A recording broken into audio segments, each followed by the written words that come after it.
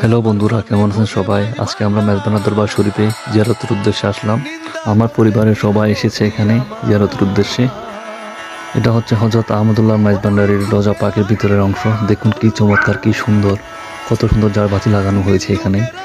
আশিক এবং ভক্তরা এখানে জিয়ারত করছে। এটা গোলাকার মাজার শরীফ আমি জানি না ঠিক, অনেকগুলো মাজার এখানে দেখলাম। আর এটা হচ্ছে হযরত আহমদুল্লাহ মেজবান্ডারির রোজা পাকের বাহিরের অংশ, কি সুন্দর।